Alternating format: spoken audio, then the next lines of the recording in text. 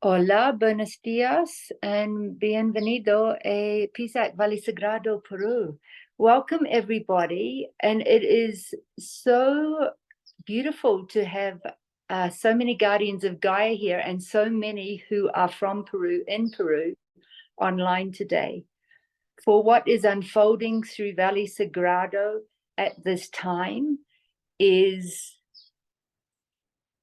calling in a gathering like none other, a gathering of souls that we have not been in connection with on such large numbers since the time of the fall. And it's really quite profound what is unfolding here. So to have so many physically present in the valley in Peru and physically present online is an extraordinary gift. So thank you all. And we're going to begin by going through a simple alignment practice today. And the reason being is because there is a lot of information we have to share with you. There may also be information that some of you have to share with us. And the more harmonic our field is, the more grounded and integrated we are in our bodies, the more ease and grace of the integration of this information. So the reason we're going through the practice is to align all our bodies and come into a unified field of love so that that exchange of information can happen with as much ease, grace, and ecstasy as possible. So I'm just going to spin my computer around so you can have a little view of the valley from Prautjawasi, Casa de Luisa, where I have been based for the first month of my stay here, beneath Pisac ruins. So I'll invite you to come stand up with me, if you would like.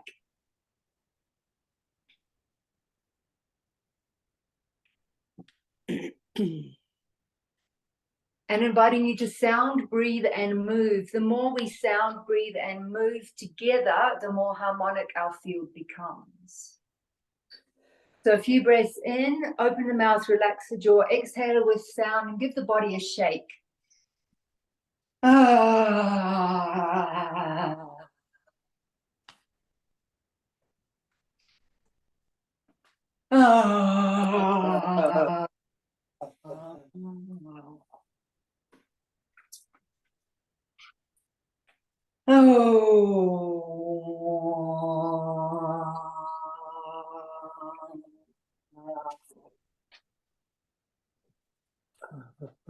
So what we're going to do is we're aligning our physical bodies, our mental bodies, our emotional bodies with the all-pervading soul, higher self, and oversoul.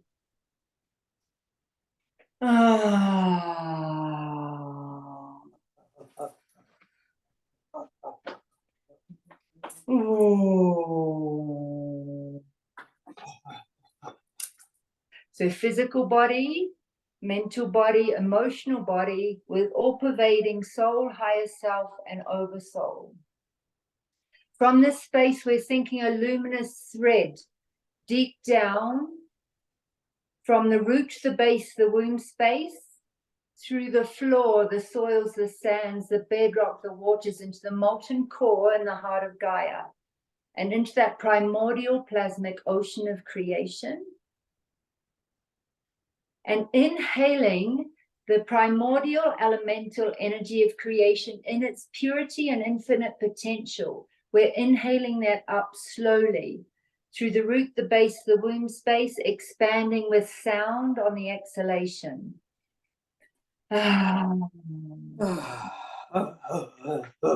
Inviting up those primordial energies of creation, those elemental energies. Through the feet, the legs, the thighs, the hips, into the pelvic bowl, into the belly, and expanding with the exhalation.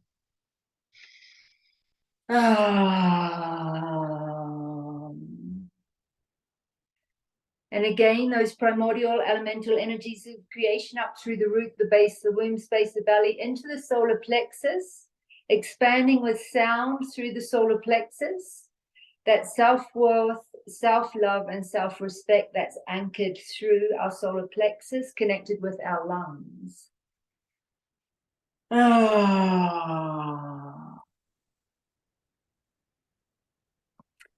Next, we're inhaling up through the root, the base, the womb space, the belly, the solar plexus, into the heart, expanding it through the heart with sound.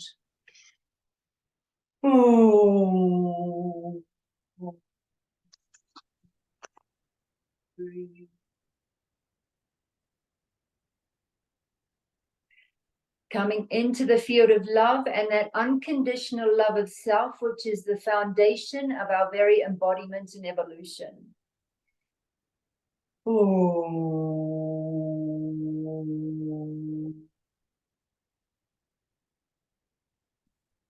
To love ourselves enough that we will not compromise for anyone and anything accelerates our embodiment and evolutionary journey enormously, quantumly. Next, we're surrendering through the core of source in the heart of Gaia, where the new earth architecture emerges that is not outside of self. So imagining the planetary body to be in the pelvic bowl.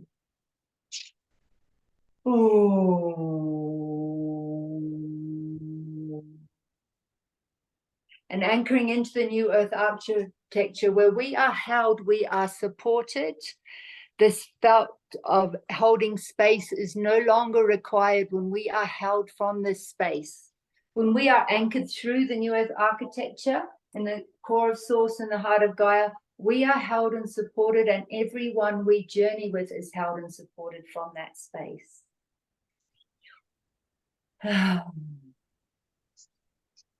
Surrendering through the core of source in our own heart space.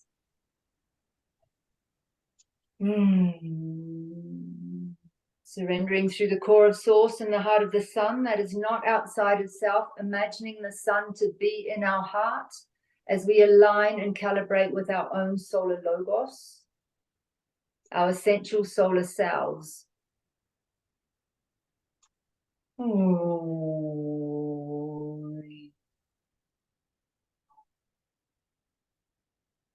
And aligning through the core of source in the galactic center that is not outside of self, imagining that galactic center to be in the pineal gland, our gateway to God, the all-seeing and the all-knowing, that part of ourselves that resides outside of time.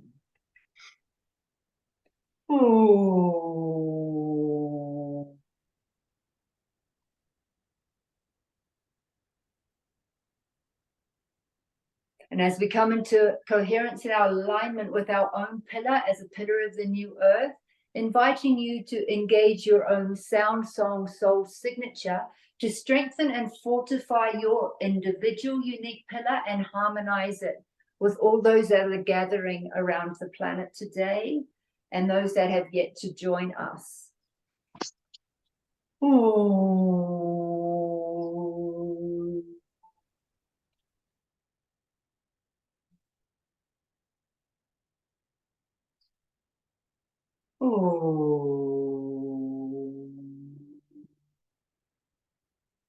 Inviting our guides, angels, virtues, ancestors, light teams and light ships who are here to support divine plan and divine will. May they all join us in this unified field of love so that information may be transmitted and shared with all those who are ready to receive, knowing that we may always take only what serves, what resonates. Anything that may not resonate, leave on the etheric bookshelf to attract an experience that will give you the opportunity to take that as yours or let it go. And anything that does not resonate, please send it straight to the recycle bin. Do not waste any of your digestive fire on this in this moment.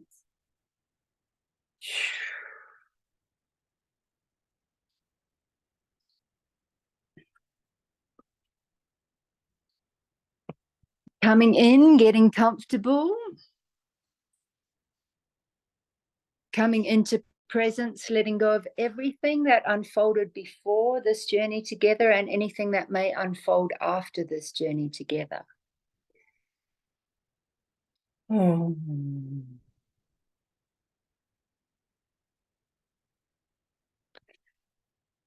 I would like to take a moment to honor the red road path of the Andean as Amazon traditions, of which I remembered myself by honoring the directions and the archetypes of this specific path that came through the Quechua and the Laika, the light carriers, who took the important information up into the Apus, up into the mountains of the Andes, at the time of the invasion of the conquistadors, to safeguard the information for humanity for this time of remembering and reconnection.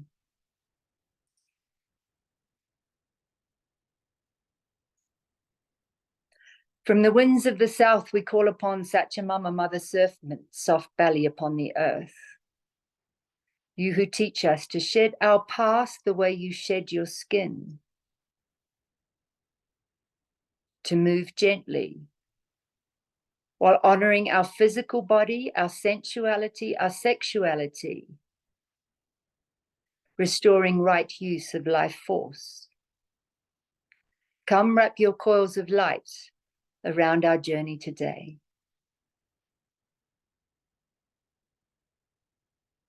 From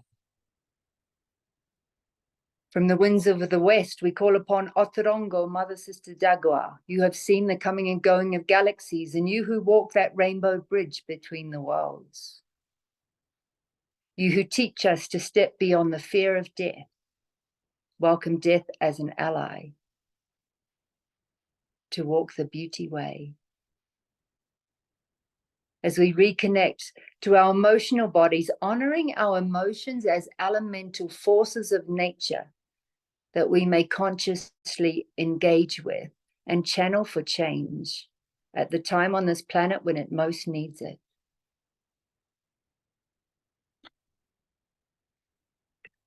From the winds of the north, Seraginti, royal hummingbird, grandmothers, grandfathers, ancient ones, ancestors of this land, ancestors of the indigenous cultures who have preserved and protected the red road paths for this time of remembering. Come warm your hands at this fire.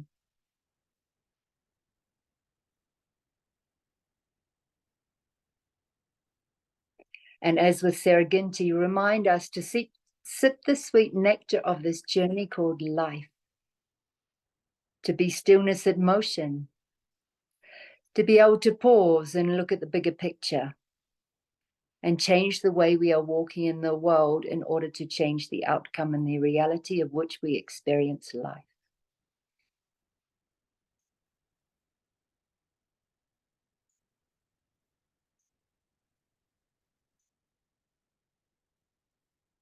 From the winds of the east, place of the rising sun, great Apoche, eagle condor, the visionary, the one who reminds us to fly wingtip to wingtip in unconditional love with non-attachment with our sisters and brothers as we dream our new world into being.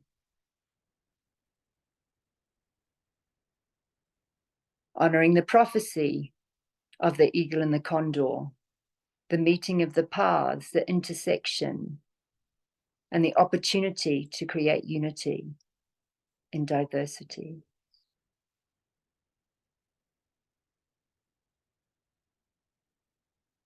Inti Taitai, Father Sun, Mama Kia, Mother Moon, the Astralas, the Star Nations, from where we come and where we will one day return.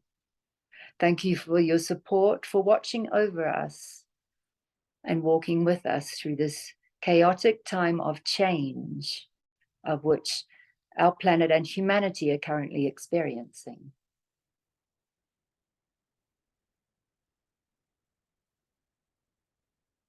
And for Pachamama, the cosmic mother and the earth mother, for these bodies, where we walk next to the stone people, the plant people, the two-legged, the four-legged, the creepy crawlies, the finned, the furred, and the feathered. We thank you for your wisdom and guidance, for reminding us that we are one with nature. There is no separation, and that we are all evolving together at this time.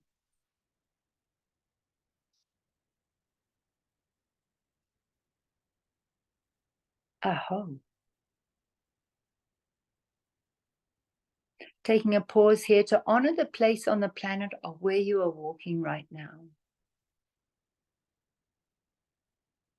Connecting with your waters and your mountains as we connect with the Urubamba.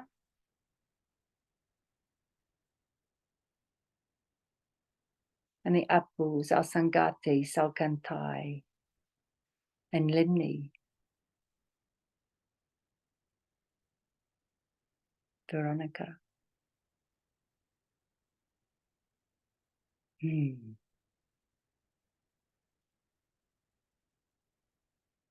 There is much moving through our bodies in the planetary body right now.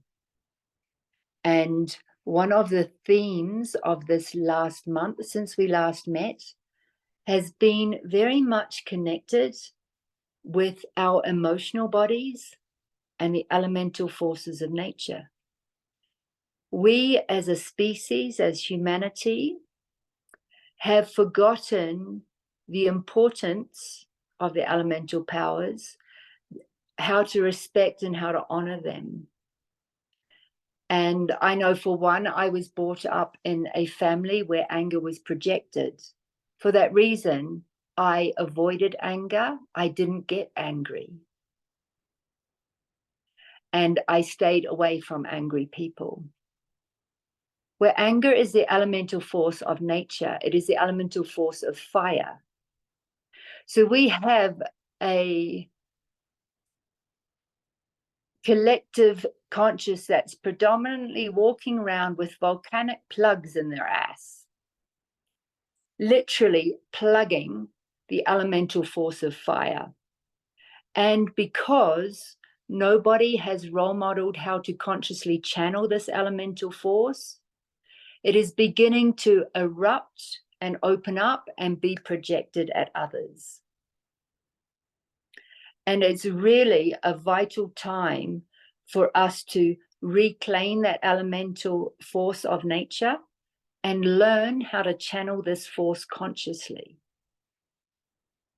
And this took time, and it takes a lot of healing work in the root, the base, the womb space area, healing work around our sexuality, our belonging here, our family issues, our ancestral issues, to allow that life force to flow freely again without being suppressed, repressed, misused, abused, or projected onto others, as we're witnessing right now on the planet.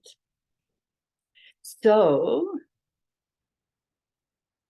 evidently, we're not just going to talk about this. We have to actually move it a little bit. So what I'm going to invite you to do is inhale and bring your consciousness down into the root, the base, the womb space, as we intend to do this for ourselves, our families, our communities, our continents, and the collective. Inhaling through the nose, exhaling with sound, and I'm going to invite you down into your own volcanic center, into your own root, base, and womb space, and just rock your pelvis around as you unlock and unblock your own fire center. Oh, and if you allow freedom of sound, breath, and movement to your animal body, it will know what to do to release this.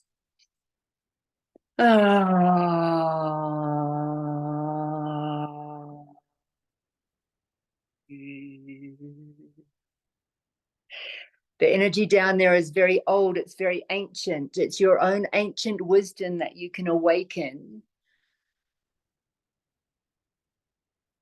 by opening that rim, that ring on that volcanic plug. And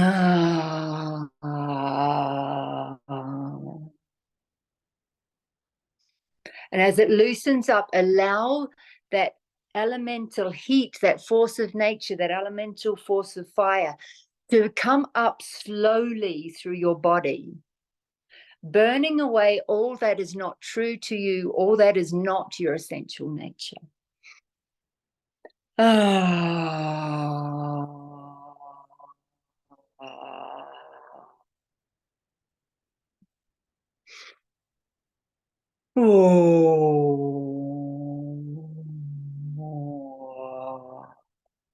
And as we open that volcanic clove in the pelvic bowl, opening the mouth and the jaw, because the two are connected. Our throat, our sound with our root, our base, our womb space. And what we're wishing to do is just open up for free flow of life force. Oh.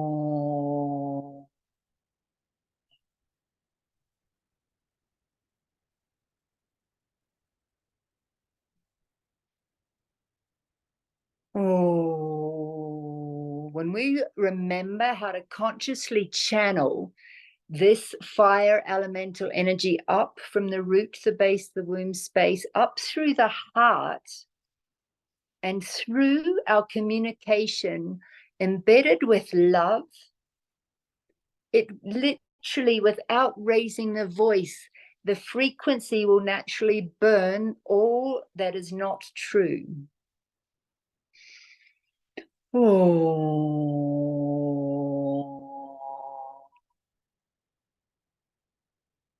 All that is not true to you. And all that is not true to anyone you are communicating with.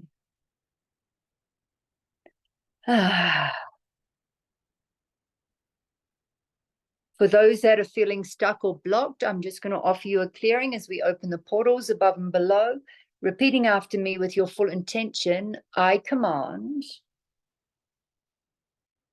all that is not of my soul essence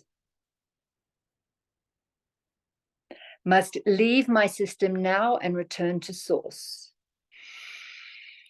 Oh.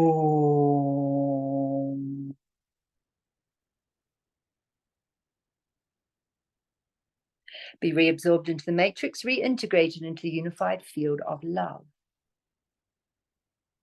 It is done. And so it is.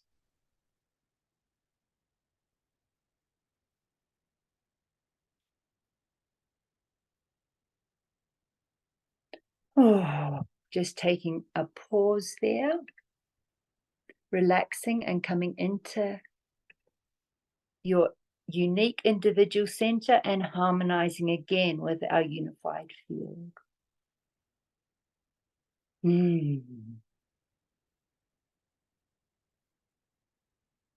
What is unfolding through the Valle now, Valle Sagrado in Peru, and throughout the planet really, for me personally, is accumulation of at least 14 years walking the earth in service, in consciousness. And it is absolutely profound because I am beginning to understand the interconnection of every stage and step of the journey. From every time I've walked in Peru, which it must be nearly my 20th visit now, my journeys in Egypt, both of which I began 35 years ago. And this unfolding that's happening here is also connected with work with women that I was guided to facilitate in 2015 and 2016, to work with women on all continents. And the final major gathering in early 2016 was here in Valle Sagrado. It was here at Sachamunai. And the name of that gathering was Awakening the Priestess. And after 9 days of intense clearing, the girls called it Priestess Boot Camp. And our graduation happened to unfold at Machu Picchu. And as that graduation unfolded, our guide got very sick. And I said, oh, don't worry, just to let the girls have some free time, let them be stray cats, and it's okay, all is well. And I said to the woman I was weaving with, please, go where you're feeling called right now. And I'm feeling called up there. And if anyone wants to come along. And we went up to the hitching post of the sun on Machu Picchu, where you have to walk single file along a path where you're not allowed to stop. And 11 of us walked up there. 2 went in a different direction. And as we came up next to the hitching post of the sun, this enormous storm just lit up, and there was thunder and lightning all around us. And without communicating a word, we stepped to the side of the path at the side of the wall. 2 other women joined us, and this spectacular display of elemental forces of nature went on around us. And everyone's hair stood on end, and they looked around afterwards as if to say, what just happened? And at that moment, all I could say was, well done. Maybe it was awakening the planetary priestess. And it was reminding me the importance of when we're in service to the planetary body, that we're in service without agenda. If we are in service with any agenda whatsoever, that can be a hook for interference and agendas of other beings from other dimensions and other galactics who don't have access to our Earth planet. So it's very, very important that we, as we come online and reconnect to our multidimensionality, we anchor deeply through our physical body and through the planetary body, and follow our soul's wisdom and guidance to be where we need to be when we need to be there, wherever that is on the planet, and without agenda. And trusting what needs to unfold will unfold through us.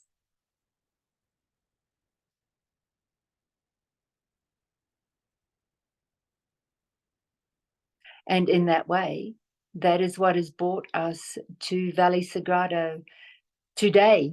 And it's a gift to be weaving here with Olga, Polish sister who I met 9 years ago in Poland.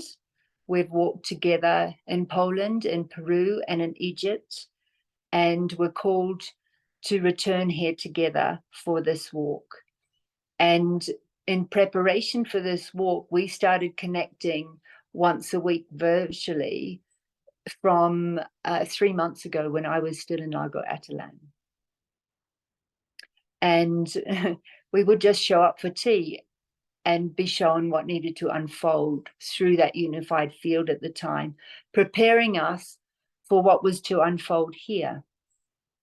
Guidance to be in Peru now came into the field when we were walking in Egypt through Lionsgate 2022, when we were working with both throughout Egypt and were through Lionsgate within the pyramids and within the Sphinx structure. And when that weaving was complete, I got very clearly I would need to spend the last 6 months of 2023 in the Americas, which has expanded through Mexico, Guatemala, and Peru, in preparation for this unfolding here and now.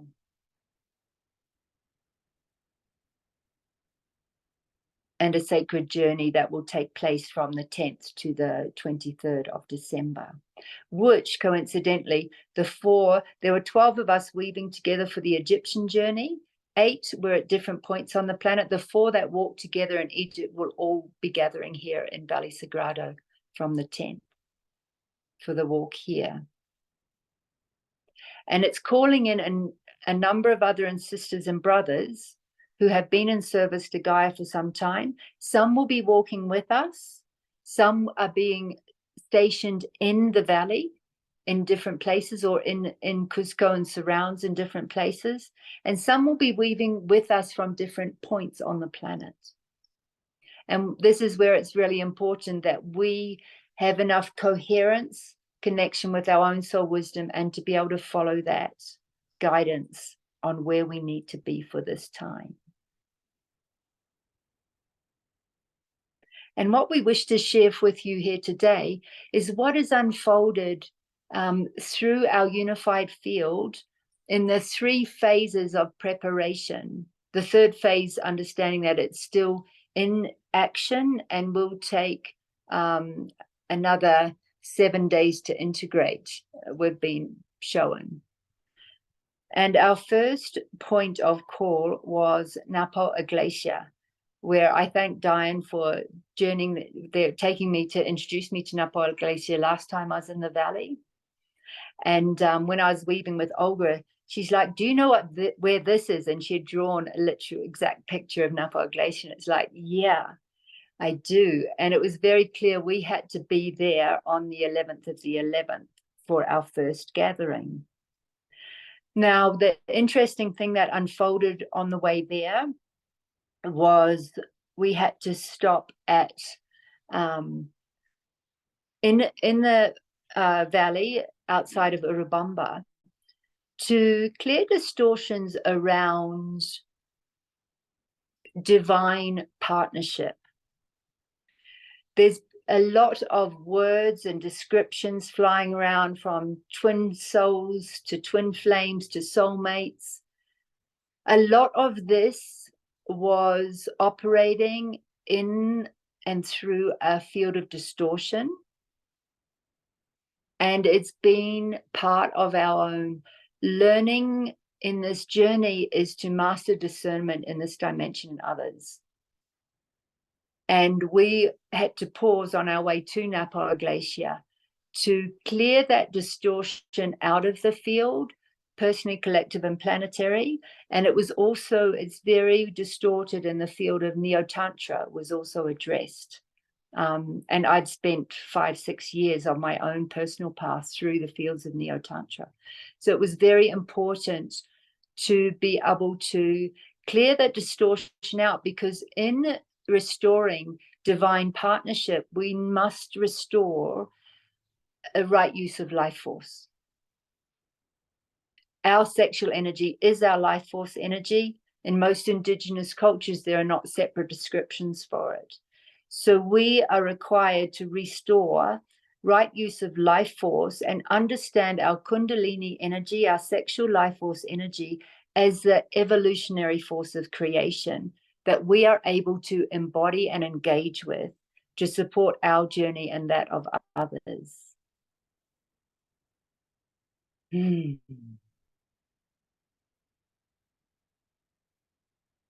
then next stop was Napo Iglesia itself. And it was a really a journey. We were not alone. It's not uncommon as we reconnect to our multidimensionality. We will journey with light ships. For my own system, it journeys with 3 other light ships. With Olga's system, she too is journeying with 3 other light ships. And when we came to each phase of this journey, we had support by what I'd call motherships, much bigger ships that were beyond our personal ships. And they came into the field for this work at Napo Iglesia. And what was really interesting was a weaving came through. For those that are unfamiliar with Napo Iglesia, the way we experience, which is not the only way to experience the system, but the way our systems experienced this living library of light, is that Napo Iglesia connects with both inner earth and galactic gateways, and it also has gateways through to Egypt. And having cleared this piece around, or the distortion around union and partnerships and sacred marriage, we were then supporting a triangulation that anchored in through Giza, through Antarctica, and through Venus, which was a triangulation reinstating the perfection of the divine partnerships that are required for this turning over of time. because our systems operate in synergy with our divine partner in a way that they operate with no other, creating a harmonic, not just on a personal planetary field, but also on a galactic and universal level. So this triangulation was reinstated as we connected through Napo Glacier, also beneath the Sphinx, to the halls of Amenti. And what came through, what it gave us access to, which was really interesting to me, because most of the work I'd done for myself and for others over many years, I'd been helping bring distortion to coherence in everything from Sumeria, Lemuria, Atlantean, Egyptian, and the Christed timelines. However, what opened to us in that field was beyond that. And we were in our inner and outer realities restored to the divine blueprints of Tara. And Tara was pre-Pangea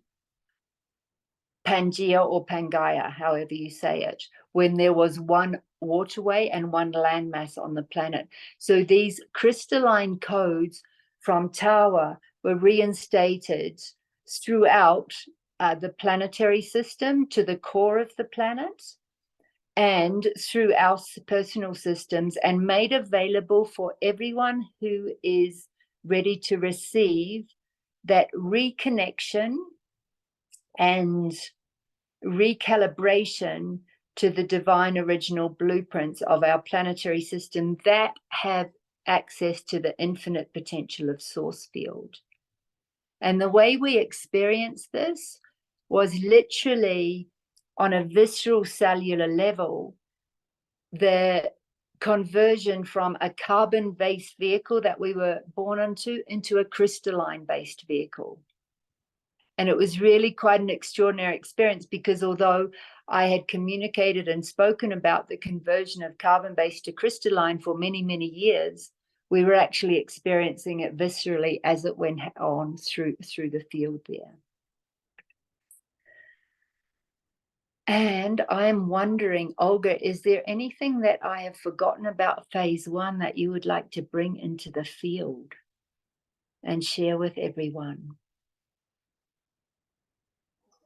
I don't know, seems like you have better memory than I have.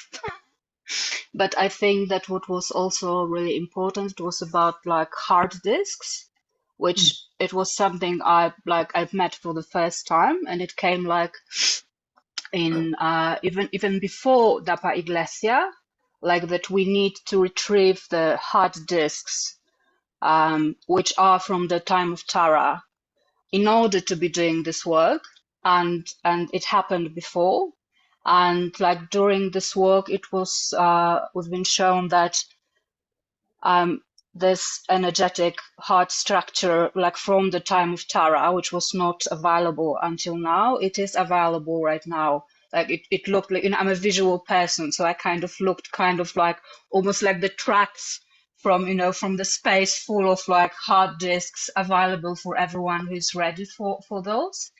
And working with them it was quite amazing, because they're evolving through time, and they are like their frequency is like rising like with each thing we are doing. So, and I really feel like it's shifting the whole system, and like how the heart is like the human heart is operating in our system, and it's really allowing like access to the dimensions I didn't feel like there was access to. So this was important part for me.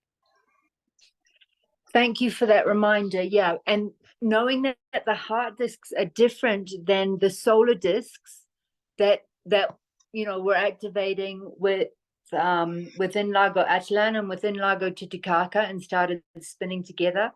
And these are beyond. I was also working a lot with Annette with our own personal solar disks that were spinning. Her system of solar disks and my system of solar disk was spinning. And also speaking, this now is reminding me a conversation I had with Isa, a Mexican sister, It may not be on the call, but she'll probably tune into the recording later. And Isa and I were exploring also the moon discs of our systems, and the original moon discs of our systems. So we've got the solar disc, we've got the lunar discs, and we've got these heart discs. And to understand, you know, this whole journey of embodiment and evolution is centered around love.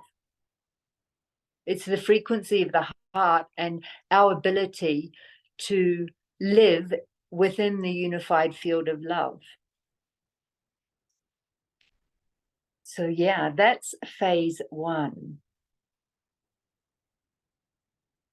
Let's just pause there after phase 1 and see if anybody has any questions for the field or any contributions to the field of experiences you may be experiencing yourselves during this time. That first phase 1 happened 2 weeks ago.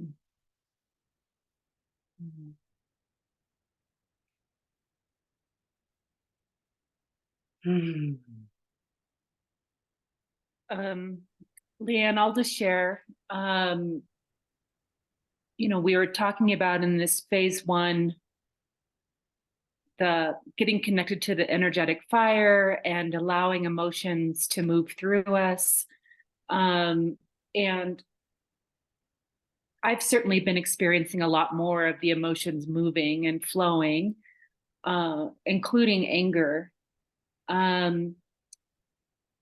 But today I was in a very icy field. It was almost like overwhelming and all I could connect it to was perhaps past-based trauma that has been suppressed. And that now it's like, I felt like a polar bear, just like shivering in the ice. And I just felt like it was an energetic release and just allowed it to be there. But I just wanted to share that's what I'm experiencing recently and especially today. Thanks for that sharing, Jennifer. And no, just when I tune into your experience, it feels like you may have been clearing something that was off planet. And know that when we come, yeah. I just got big, like icy bumps. Yeah. you know, it's really interesting. I remember when I was studying my Red Road path, and the first clearing I did was around the depression in my feminine lineage. My mother had, my grandmother had, she died in the end very young because of it. And I remember it was like a dam bursting when I took on this piece as my first piece, because it was personal, it was ancestral, it was collective, and then I was grieving for Gaia and the whole planetary system. And I was exhausted the next day, but when I went into class, I said to my teacher, what happens when we've cleared all of this? And she goes, well, once you've cleared the conscious, you need to clear the unconscious. And I said, what happens when that? And she goes, then you get into the past life stuff. And I said, well, what happens when you've cleared the past life stuff? And she said, that doesn't end. And when she said that, I knew it wasn't true. There was a beginning to this planet, so there must be an end to the beginning. And I didn't argue with her. I just left that with her. But in silence, like, no, there's a way to clear all of this. And yeah, in the journey of unpacking all of the past life dramas, I started also discovering we can have off-planetary past lives, which every thing is not past, it's parallel timelines on this planet and off this planet. And because of the level of work that is opening now, the level of connection that is opening now to our galactic and universal selves, it's not uncommon that we will need to address galactic timelines that are not of this timeline or planet. So again, don't worry about the story so long as your system is able to clear it. That's all you have to do.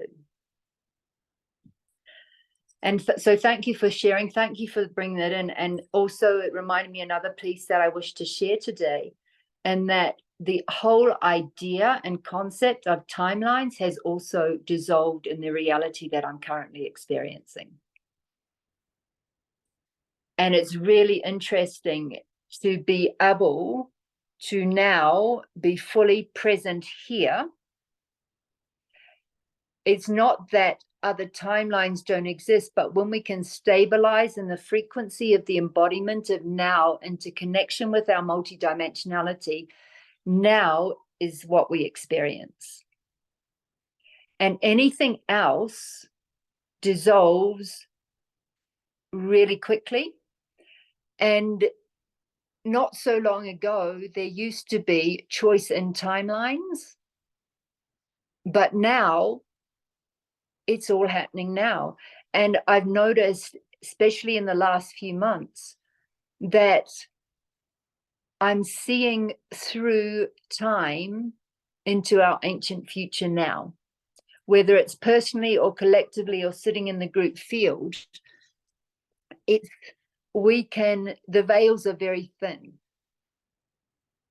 We have access to that now. And it doesn't mean everyone here on this call or listening to this will have access to that now, but know that the potential is available to you now is what is important. And clearing out everything, all thought forms, beliefs, patterns of behavior, agendas, or attachments, clears the veils in order for us to have clarity between our soul consciousness and creation and source.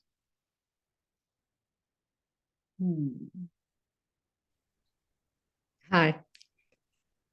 Yukia. Yukia. Lovely to have you with us. Yeah, it's beautiful to be part of this. I wanted to add a few things. I'm going back to the triangulation, not to the triangulation with the Antarctica and Giza, but the triangulation of the moon disks with the solar disks and the heart disks. There is a triangulation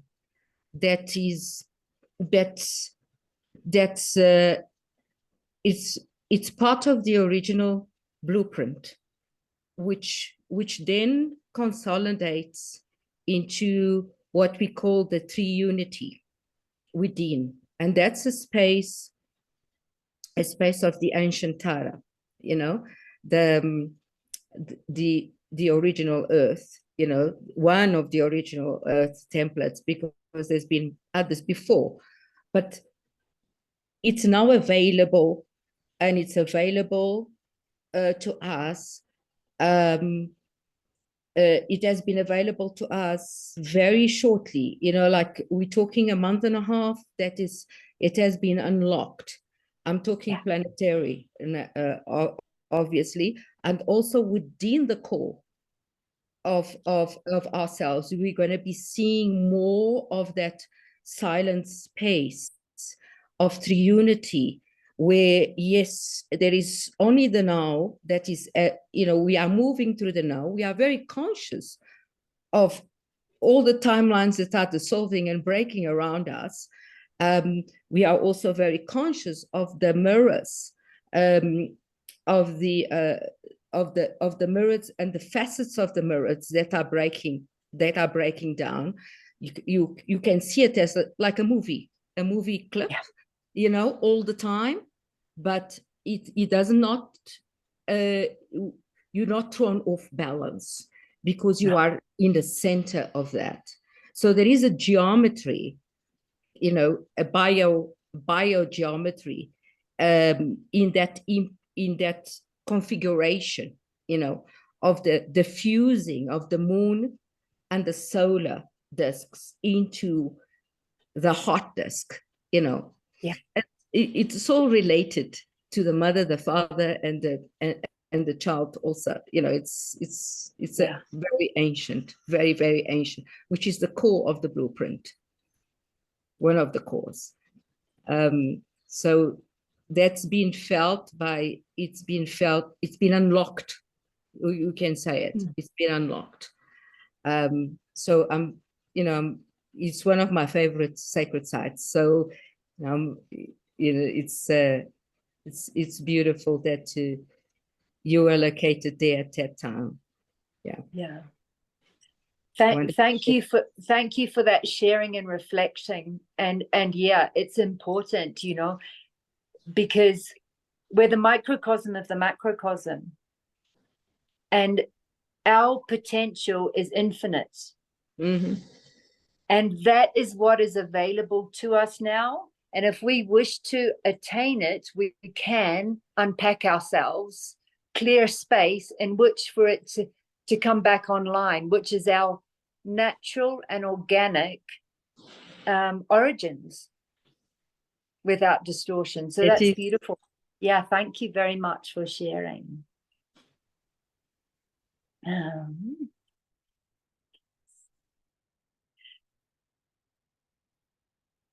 And thank you for joining us, Casey. It's great that you could make it today. Beyond Mother Duties. My feeling is, let's go into how phase 2 unfolded and see what that brings into the field. Phase 2 was taken, we took the trip up to the area nearby Temple de la Luna outside of Cusco, in the valley behind that. And on the last sacred journey that I walked there with Lars, Annika, and Lisa, who are on the call today, they might remember the point there where there's some megaliths, which Mariana took us up to. And it's to do with the magnetic field of the planetary body. And I was taken into there, and a lot of clearing happened through my system. And it was too much for my system on its own. And I burnt out really badly in that journey in 2018. Lars kind of came to my rescue and helped me stabilize. But it took me weeks to recover from that experience. So I learned a lot of lessons that way. But that was the area that we were taken into on this journey, which was nine days ago. It was on the 18th. And we came into the valley, down and went straight down beneath Temple de la Luna to the Condor Head there. There's pictures on my Facebook if anyone wants to have a look and feel into the frequency of the sites directly. And our guidance was we just had to move very slowly through that system up through the valley. And as we did, we moved extremely slowly, doing a lot of clearing work on the way, and up past this point in the rocks, which is the old megalithic site of where the magnetics of the planetary system flows through. And there was a really interesting installation of crystals that took place, creating a crystalline field that created not just a dome, but a sphere in the field where there's no visual landmarks, that created a high frequency crystalline sphere that enables anybody who passes through it. It actually gives them a very natural purification, physically and energetically, as we walk through this. And 6 of those were installed around the Ring of Fire on that day. And that's where we started, was out in the field, working with the teams and the ships that were in the field with us as they installed these. They were installed, obviously, in Peru. There was also installed in Sedona, in Shasta, and I'm not sure, Olga, can you remember the other places where they were installed? There was Samoa for sure. Yeah. And I don't. Morea, Samoa, Sedona, Shasta, Peru, and there was one other. Yeah. And there were like 6 smaller ones in the Sacred Valley, because they were the main ones, like the biggest ones, but there were like 6 installed over like Sacred Valley in certain places. Yeah. So this happened at the same time as we were weaving with the electromagnetic fields of the new Earth firmament or grid system. And this is a system that we understood has been wired in, it was in place, but it has never before been ignited.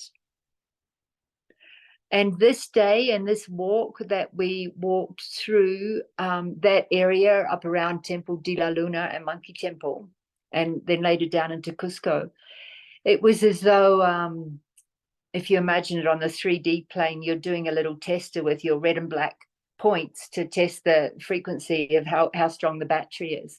It was literally the whole system was being tested for its functionality in preparation for it to be reinstated or instated as an active system. And that preparation was done as we were up around Temple de la Luna. And then we made our way down the hill, stopped off and said hello to Jennifer for a lunch break. And really interesting, the next phase that took place, Olga and I went to separate spas. I booked a leg wax, and it was the longest leg wax I've ever had on earth. 2.5 hour full leg wax is never, ever happened in all of my years of walking this earth. And Olga was in another spa on the other side of Cusco, having her treatment, which also went an hour longer than planned. But while we were in the field, in those spaces, our systems were working with the system above and below throughout Cusco in that whole energetic sphere. And it was absolutely extraordinary to compare notes after our spa appointments that had taken place in record time. And the way that we saw this was, if you imagine the star nations that came together to facilitate this or orchestrate the unfolding on GAIA and into GAIA Galactica.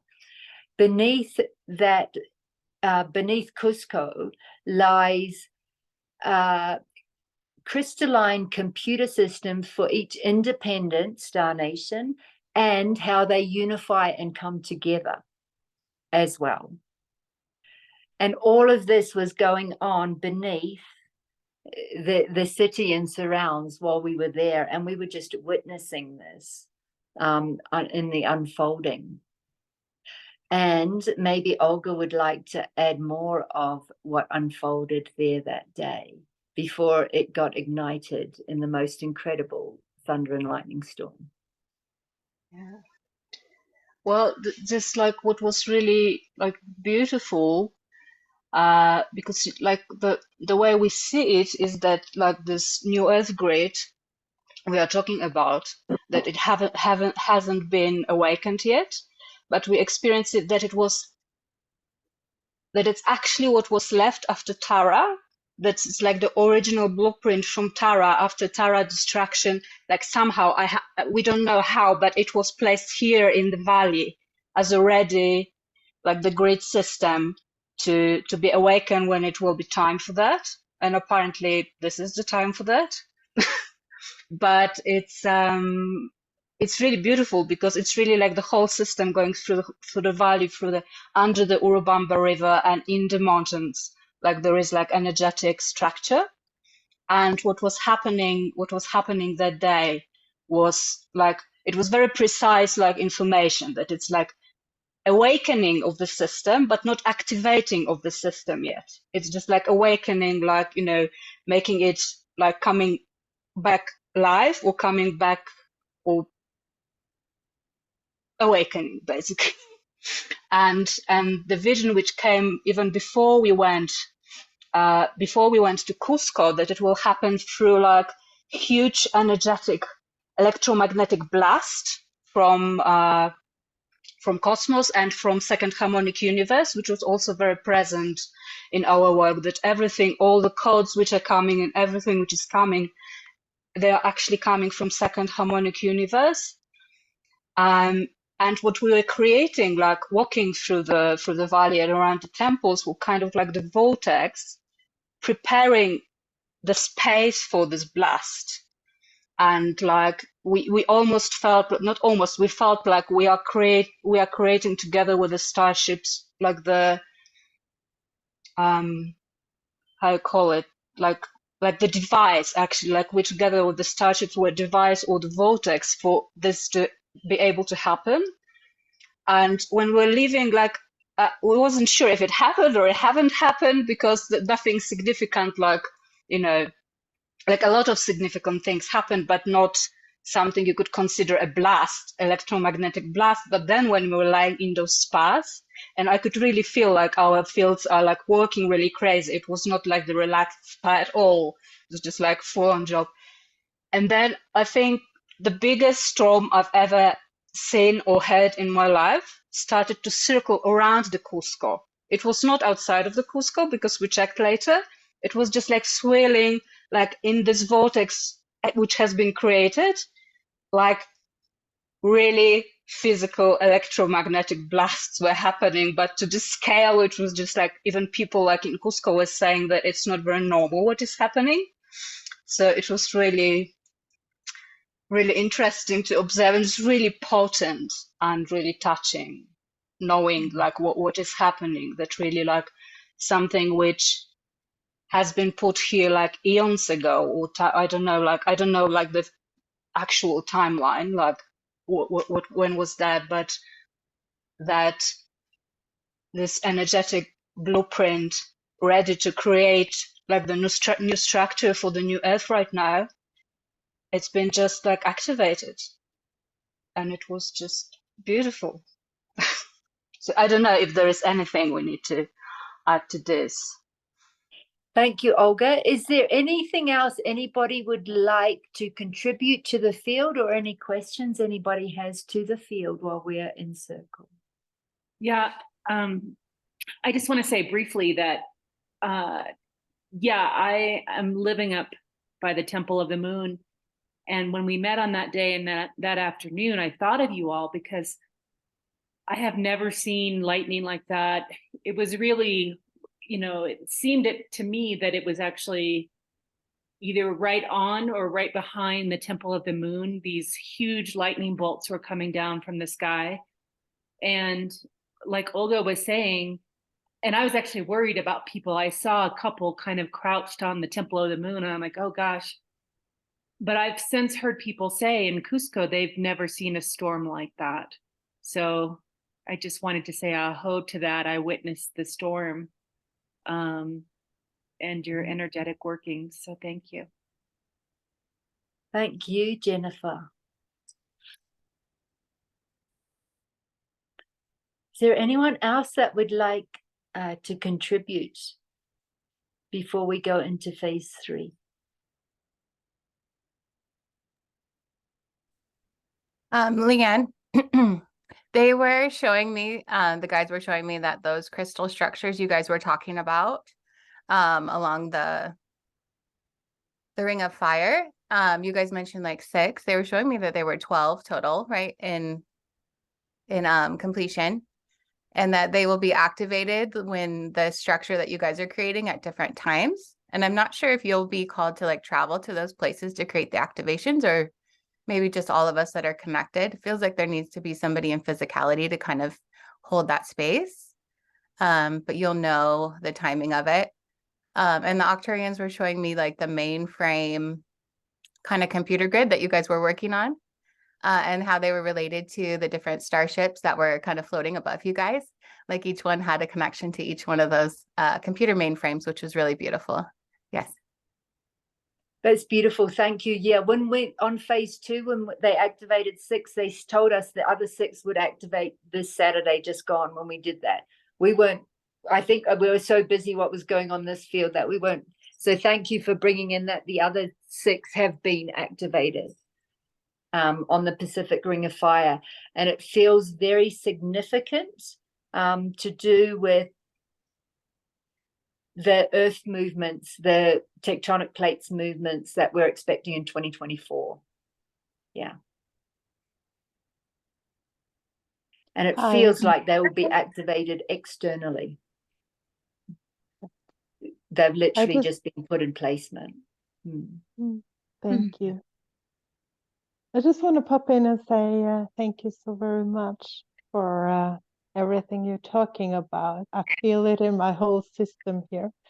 And it's interesting because this ring of fire came to me yesterday, and I never felt it as clear as I never really thought about it. It just came, and it rings true what you say, how about we will be sent to different places in order to activate and to be there, like physically be the transmitters.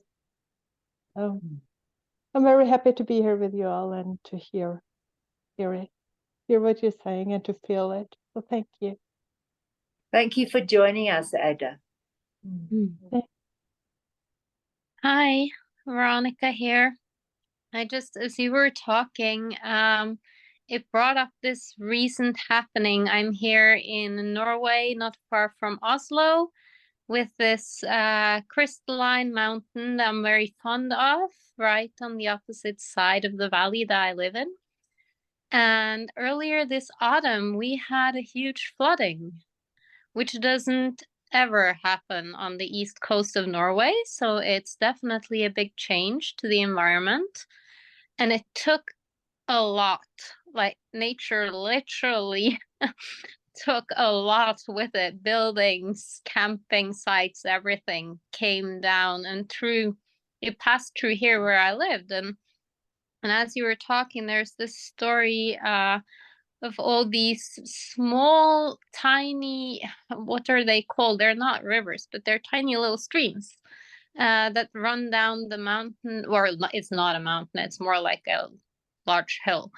But it runs down the side here, and they all flooded too. And one of my friends, she got into this fairly dramatic situation, but leaving the drama of the story out, standing in that water cleansed her. And I've only ever seen a cleansing like that happen once before when we were in Scotland, Leanne, with Carol.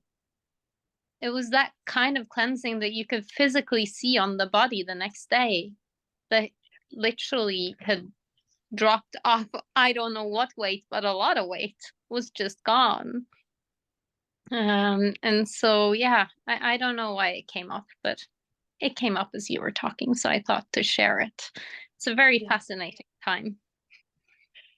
Thank you, Veronica, for bringing in awareness to the element of water.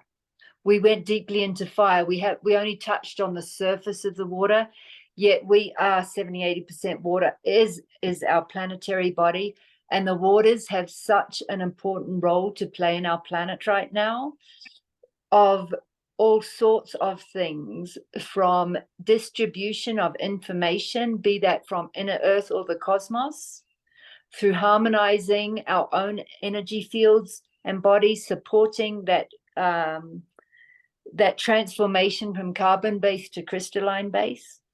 And it just reminded me of, I'm not sure if it was a piece in phase 1 or phase 2, when we were shown that while the whales were bringing down the cosmic codes of creation into the planetary bodies through the waters, we also had them operating from inner earth, and the dragon clans from inner earth, bringing out the ancient memories through the primordial waters of creation. And also just yesterday in a family gathering we went into the importance of water right now, daily, high quality, high frequency, pure crystalline waters, to be ingesting them, to be drinking high quality water, to keeping our bodies hydrated, to support them through this transformation and through the transfer of information. I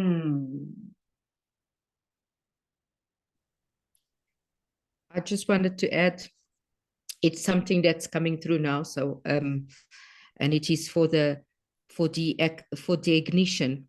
Actually, that's how they're putting it. So it's from it's an Andromedan template transmission, and it's for the ignition of the other 6 points, you know, through the sacred alchemy of fire and water.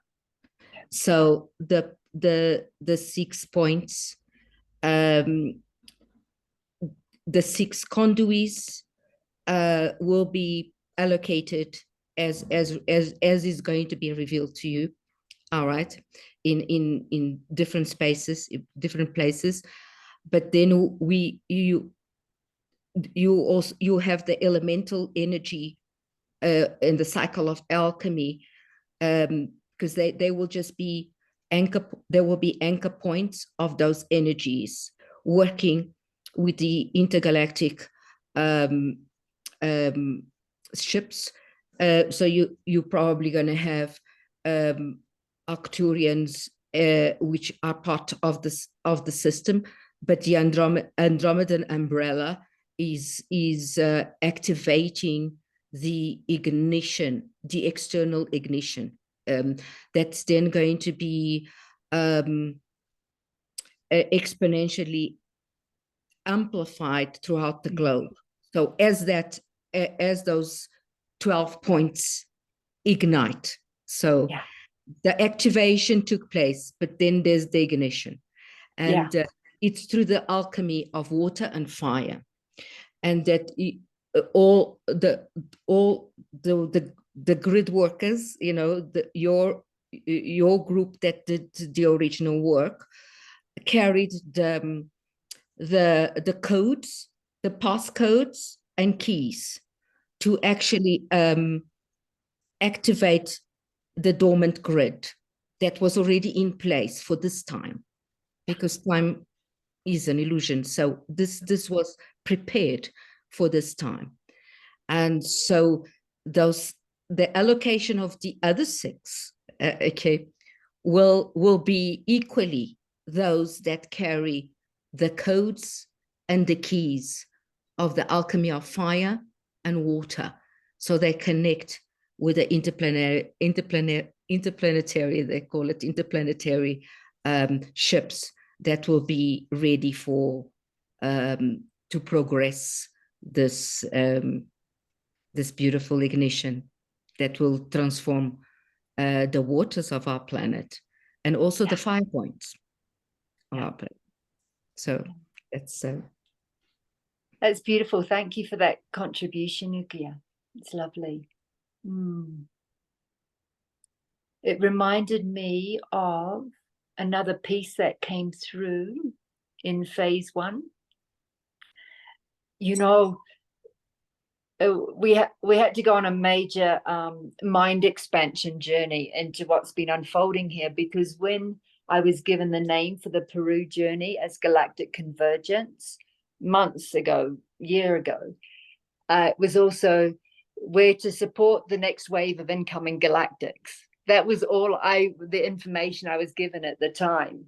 And obviously coming into the field, it's a whole lot more than that. And what we're also experiencing is not just preparing the birth canal of our new Earth for the next wave of incoming galactics. It's happening to us as well. It was like that aspect of our own consciousness arrived within us through the process. It almost like our own embryonic self, and is birthing within us into the bodies we have now. So we're not having to leave the planet to grow a new body. It's happening simultaneously in our service here and now. So for everybody to know that is available to us, our galactic selves are birthing through the systems we have currently. If the system is being prepared for that, if it is able to accommodate and embody that frequency, which happens, and why so many of us have spent so many years shoveling shit, doing the groundwork, unpacking ourselves and all of our communities for this time, for this turning over of time. Okay. So shall we go into phase 3, which understanding is still a work in progress. Each phase 1, we got told not to share the photos until the day before phase 2. Same with phase 2, day before phase 3. Phase 3, we've got told will take us 9 days to integrate, so we won't fully integrate it until a week today. But we are getting called to invite you into the field with us so that you all too can benefit from this process and we can share it. Because where it was just Olga and I as ground team for phase 1 and 2, we got there'd be 6 of us in phase 3 of the preparation. And the ones that stepped into the field with us are here today, Zaya, Natalia, and Nick were with us physically in that. And we also had the etheric support of 2 others, which was very interesting in the process. So where to begin with that? Maybe Olga, you'd like to begin with phase 3. Yeah, as you said, it's still integrating, so probably we don't have like the full understanding of what actually happened. But what we've been like, for me, there are 2 pieces which are really, really important. Like it was really intense preparation for that, for us to be able to do this. And it was a lot of cleansing, and it was a lot of cleansing on a heart level. And we didn't know why, but it was a lot of cleansing of old relationship patterns. It starts to make sense right now, but like all like the oldest relationship patterns, or like sorcery or galactic black magic or whatever you can have in your heart, it was there for cleansing. So it was pretty big week actually of preparing to be able to do this. And what was being shown just before going, like there were 2 things that it will be like activate, like the phase 2 was awakening, and the phase 3 was supposed to be the activating of the system, putting energy and the codes into the system and starting it work. And the other thing which was very interesting and very unexpected was that we've been shown that it was part of the activation, but that what is not anymore hidden under the ruins of Pisac, like really, really deep underground and through dimensions, were actually emerald tablets, but undistorted ones. And this was kind of like the surprise before we even went there. And we've been shown that in order to be able to unlock it and be able to receive the information and release the information, we need to have our higher heart, emerald heart, and cosmic heart cleaned and activated. So it was like it was really a lot of work of preparation for being able to do this. And the way we've seen those like emerald tablets, which they were present on the planet, but through Thoth and through Atlantis, and I always felt that they were somehow distorted. They never resonated with me. The informations were there and the energy. And those ones felt like they were coming from Tara. They were actually like records from Tara, and the schematics and codes, or the like instruction how to construct the hologram of like what we had in Tara and what we are kind of building similar thing. We are building similar thing right now. So it's just like full set of instructions and also like ancient history, but not distorted one. So this is what we were actually like. It was one of many things we were doing like 2 days ago, and it felt like it opened, and it was totally amazingly beautiful experience to almost like not to read it, but to be in it, to like be inside of this hologram and to see all those or feel those informations. and feel how they are informing the field and informing the grid. It was almost like the energy again from second harmonic universe kind of, and from the source, came through those opened records, and they flew into the grid and informed the grid, kind of like, yeah, it felt like information set of what needs to happen, like how this grid needs to work and like grow. So and it was amazing. We were like totally stoned after it, and we were in bliss because it was such a high vibration. So I don't know. I feel like I'm getting really like, you know, excited, emotional, because it was such a high energy that it's like coming back now.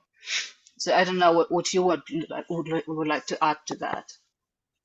Yeah, I guess the piece of the puzzle that made it possible, and it took us back to phase one, why that clearing of the distortions around divine partnership was such an important part of the process, because through what enabled that to land on Saturday through our unified field was only made possible because of our divine partners, who we've not yet met in person. We've not yet met them in the physical, but energetically they joined us for this process. We could tune into them. We've had encounters independently, meetings with our divine partners. Olga's one she met, you know, back in Temple of Isis in Philae in Egypt some years ago. So we've known that this divine partnership, the purity of Hieros Gamos or Hero Gamo, is being restored on the planet, and many of us will be being brought back into union with our divine partners. And this was made possible on Saturday by that union. So there were the four of us there in physical reality, and the two etheric partners of Olga's and I were in the field with us. And in fact, still in the field with us while this process is going on. And it feels, the sense is like a lot of gold and coding is being passed through right now, for information for the ancient future US system. Yeah, I think what came yesterday, and it was really also important part, but it's part of unfolding what happened, is that what started, because before we were kind of retrieving like codes from second harmonic universe and from Tara and the blueprints, and it seems like yesterday, like the codes from the source, like straightly from the source, were starting to like drop, and like it looked like they're starting to repair, like they're connecting with the matrix tapestry which we are having right now, and like starting to repair it, all the things which are not organic or not in alignment with, like, you know, the highest possibility. It's been like, it started to be repaired through those source codes which are right now being streamed through the ruins. So, but it's still like the work in progress, so we'll see in a few days what else will happen. Yeah, and just in that sharing it to understand the death and the rebirth is happening simultaneously, personally, planetary, galactically, and collectively. It's not like one's going to have to die before another has to get reborn. It's all happening simultaneously, and the new information is really helping the dissolution of the old and what's dysfunctional, and allowing the new earth to be birthed simultaneously through there. So I am wondering, does anybody else have anything else they would like to contribute to the field, or any questions for the field? So I just want to add one thing, that like what we are sharing is just like what we are doing and what our journey was. But what's been amazing, like during this time since September, what's been like weaving together, is just seeing that this thing which is happening right now. There are so many beings involved in that, and that it's really like the collective effort. We are just like telling like our, our part, but it's just like, I don't know, hundreds, thousands of millions. We've been shown like how many people are doing like things simultaneously, and like being in the places they've been called to be and doing the things their soul is destined to do. So it's just like a really huge collective project, and it's really amazing. So yeah. Thanks, Olga. Carolyn, did you have something? Right. Yes, I had a thing or two to share about my experience for the past few months in France. So I'm in Brittany, and we also had storms all around here that destroyed a lot. Natural or unnatural, this is another question. But one vision that came that I wanted to be highlighted is we were all able to see all the trees being down and seeing the roots of the trees and inside of the earth itself in many sites. And this is kind of a vision that was important, seeing that the trees that didn't have the strong enough roots needed to go away. And that was a symbolic of us and how important it is to be rooted into the new earth as well, and who we are, to be able to thrive into this new time. I have been in Karnak stones in Brittany, but also at Brocelian forest, where I saw those trees as well.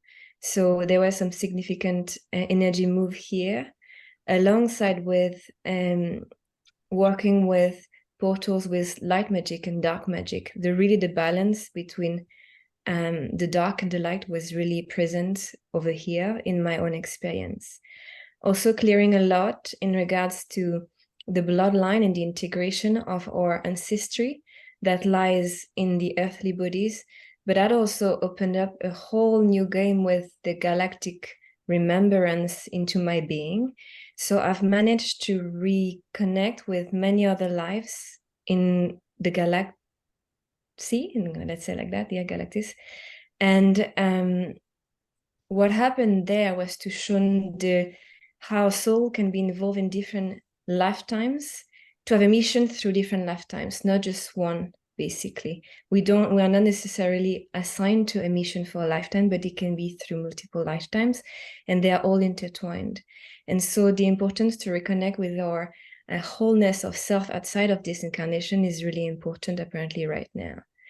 And the final thing to share that I need to share, apparently, is the way I reconnect with those galactic memories are similar to the one I used to connect with in 2012 and 2013. So in the meantime, I've connected with different realities of the universalist system, but it's exactly the same frequencies I was connecting with that started my journey in 2012, 2013, and are coming to end right now.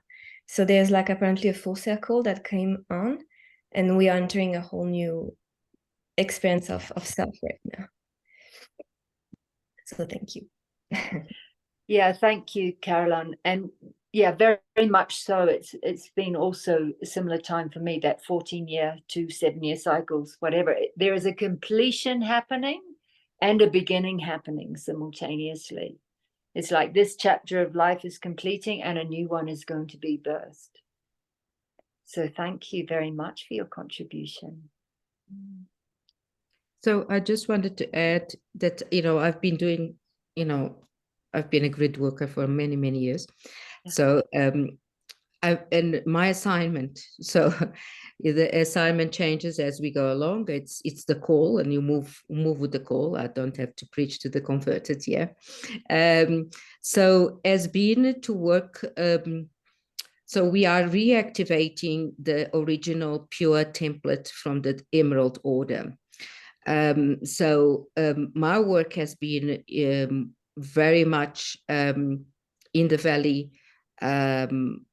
of that nature in different places. But one key place that I have been located several times in the past 4 weeks has been in Kinzacocha, in the lakes up there. And I've been working with the emerald dragons and the blue planet cosmic dragons at the same time.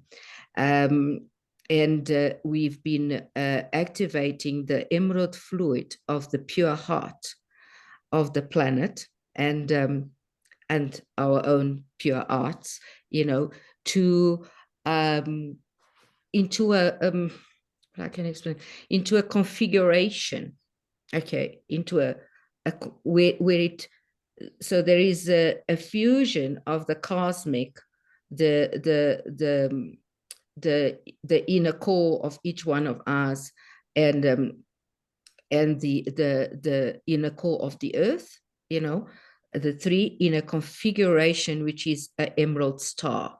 Okay, and that emerald star, I was given this transmission, it was 2 weeks ago, when this emerald star is to really be placed at the center of our hearts. The star itself, the configuration of the star will unite the three, into and will be also a key code with a spin, with this particular spin. So it's an anti-clockwise, clockwise spin, at the precise time, to be revealed, so it's still in progress. Where when that takes place, that ignition of the star, then the emerald original pure heart template will be rebirthed. And then that took me through the Urubamba waters, okay, the interconnection with all the apos, okay, through the Urubamba waters into Lake Titicaca, where I was called to be placed, on the 27th of December, for that, the rebirth of that pure heart consciousness of the planet, through that umbilical cord, so this is where I am, but it's still in progress, everything is still moving. So I'm very much in resonance with what's happening at the Pisac ruins. I go there. I used to go there once a week, but now less. There's definitely an emerald energy that is very, very strong and stored, but not only emerald. We have gold, the gold energy in all the apos, gold, silver, and precious stones, very much stored. So we have infusions coming in from our galactic family, to preserve that gold from interference, let's call it, because there's huge interference, with that gold in the apples of the, right up to the Amazon, So, that's happening simultaneously. It's like Leanne was saying, we are working with the polarities at the same time, so there is huge interference and very dark forces working with the exploitation of that gold, and the potentiality of taking of removing that gold, and then you've got our intergalactic families and the grid workers and working in establish that, collapsing that at the same time, collapsing that. The dragon energy is very, very strong in the collapsing that into chaos. So there's a chaotic node, that is very much prevalent in the whole Sacred Valley, at the same time as this big epiphany of elevated frequency streaming down from the network. I call the Cusco the network, the network template, know. So, so it's so, I've been doing a lot of work alone, and I'm so happy to, you know, to be able to discuss this with other people. It's interesting because we're working at multiple levels, and some of us don't need to be present at the site. For example, my house, I have clear vision to the PSAC rooms. I don't need to move myself even from here to go there. There's one reason I have this house, also. So it's all very synchronistic, but being able to actually discuss this and put the pieces together, because it's a puzzle, and we were working at different sides of the puzzle, so to bring it to ignition, I call it. Yeah. Thank you very much. That's beautiful. Yeah, thank you, Yukia. We've known of each other for a long time, and we're going to meet in person this week, and it's really beautiful. And just a couple things from your sharing. One is my first one-on-one session I did from arriving in PSAC was with Valle, Indonesia. And instead of there being a rainbow bridge, what it did is it ignited the silver, platinum, and gold bridge through from Valle Sagrado, Peru, through to Bali, Indonesia, across the Pacific Ring of Fire. And what took place with the brother Jonathan I was working with and weaving with at the time was quantum, because his system had to shift. It had to make a quantum shift to recalibrate and receive and anchor through the information that was coming through from here. And the other one that feels very important to share here, that you will not be alone on the 27th of December for Lago Titicaca. And it's really interesting because, as I mentioned, some for this galactic convergence, sacred journey through Peru, 10th to the 23rd of December, some are being called to walk with us from that. Some are weaving with us from different points on the planet. Some are being called into Valle Sagrado, into Peru, that are weaving with us from different points in the valley. And there is quite a group of soul sisters and brothers who are being called to travel to Titicaca on the 27th. And on the 27th, it's not me. On the 27th, I'm going to be at 44,000 feet weaving with you from there in this whole process that's unfolding through here, which is really exciting and just really beautiful to have everyone weaving together in this way. And in order to do so, everyone needs that connection to source and soul and service, and follow their own wisdom where they need to be when. That's what's important. Just adhere to the call. We don't even question, because it's second nature now, Yeah. And Titicaca is one of my, they call it the guardian, one of the guardians of the lakes, It's one of the reasons I am in Peru, Titicaca, so it's very special to my heart, but I'm so glad there will be others there, because sometimes the work can get really, really intensive. And I've had very intensive experiences there with etheric support, but not with on the ground crew support, so I'm glad. Yeah, the power in that unified field of love is unbelievable, and that's really why I feel we experienced so much bliss in what unfolded on Saturday, because it's of another frequency that's now available. So thank you. Is there anybody else that has anything they would like to contribute, or any questions to the field before we close our journey for today? Yeah, I just wanted to add a few words about my experience 2 days before with you, Olga and Nick. And as I listened to everything that you shared before, I just received the confirmation that, first of all, everything is in a process of integration.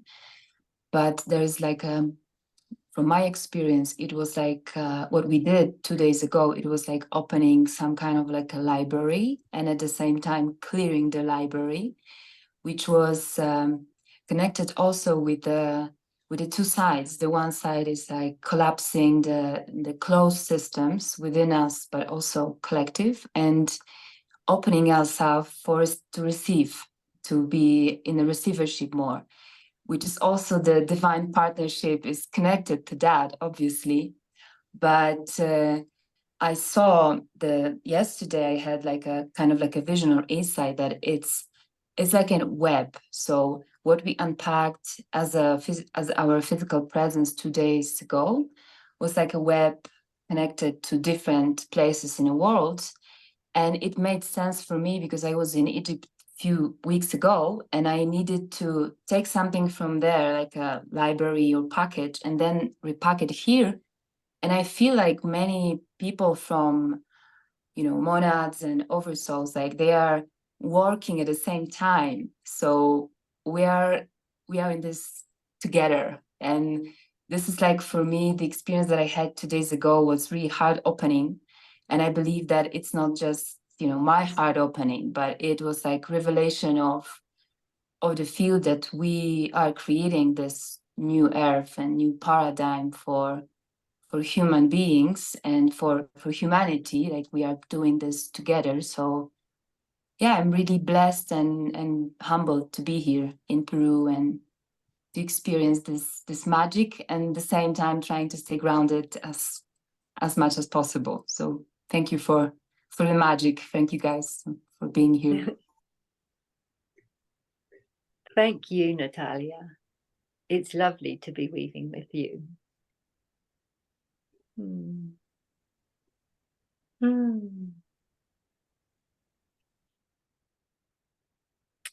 Does anyone else have anything they would like to contribute to this circle, to our field, to this field of consciousness? Diane. Yeah, I just wanted to say about the Pisac ruins. I went up there yesterday. I brought 2 friends up there who were visiting, and I took them the bottom way, and then up to the temples. And we were there for quite a while by ourselves. There was nobody coming down into the temple area. And I took some photos of different stones. I've been doing that the last several weeks, basically once a week, going to one of the sacred sites around here, taking photos and then doing the fractals with them.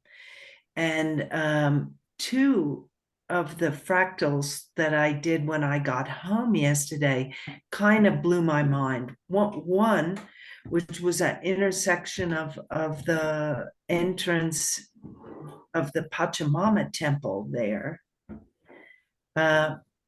where these ships appeared. And I did not do anything to that photo. It was just a photo of that entrance there. And these ships appeared, these like pink ships that were just blew my mind. They're on my Facebook if anybody wants to look. And then also a cloud formation that I saw up there that looked to me like a hand.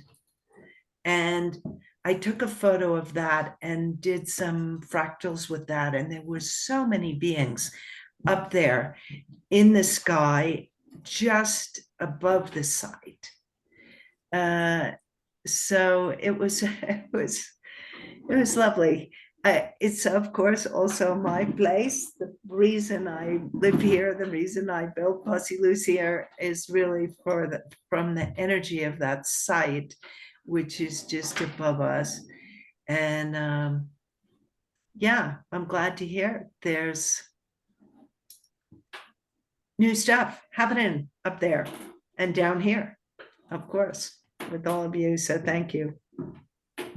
Thank you, Diane, and thank you so much for following your soul so many years ago that brought you to this place and created Posse Luz as a meeting place for many of us. Many of us who are gathered here today have actually met through Posse Luz, and others have traveled through Posse Luz. So thank you. Yeah. Wow. And some of us are staying right now in Posse Luz. Yeah.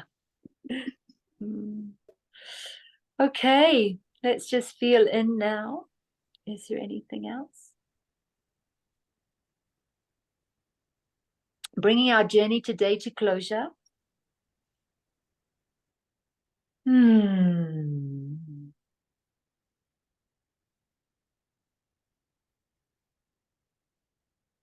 Taking a moment to honor ourselves, to honor each and every one of us who have gathered on this journey today, and all of those sisters and brothers who have yet to join this journey, as hundreds of people are being called to the frequency of the unified field of love maintained within the Guardians of Gaia community. This community is designed to support our remembering and reunion so that we can reconnect with our soul families, with our monadic families, with our galactic families. So that maybe once again, sing our soul songs in unison and reclaim our responsibility as guardians of Gaia as we sing the harmonics of this planet into her next stage and age. Interesting, her next stage and age, her next golden age.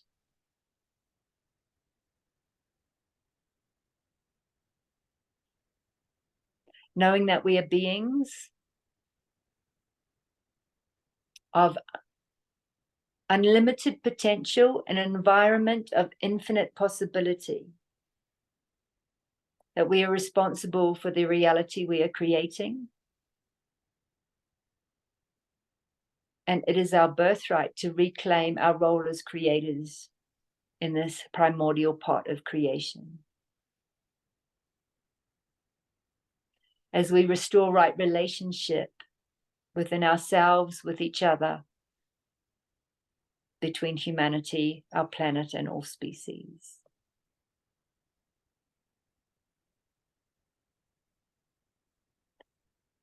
Thanking all guides, angels, virtues, ancestors, spirits, light teams, and light ships to support our walk, our work, our service, and our gathering today.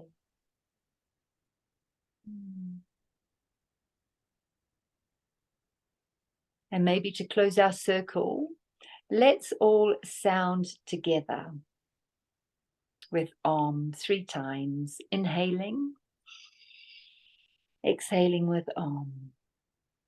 Om.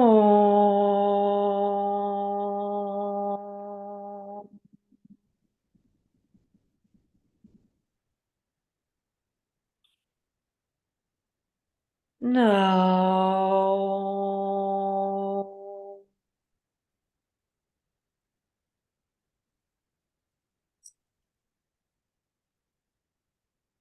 Oh.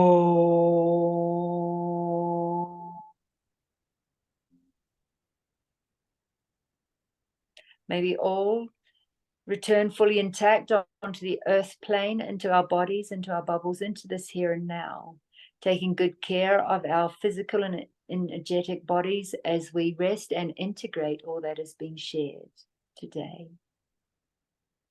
Thank you all for your love, your presence, and your service. Until next we may meet, and to let you know, as far as I'm aware, we will not do a gathering at full moon in December. Our next gathering will be new moon in January, once I have landed and grounded back in my birthland. We will join from the volcanic island in the southern point of the Ring of Fire. Love and gratitude to all of you.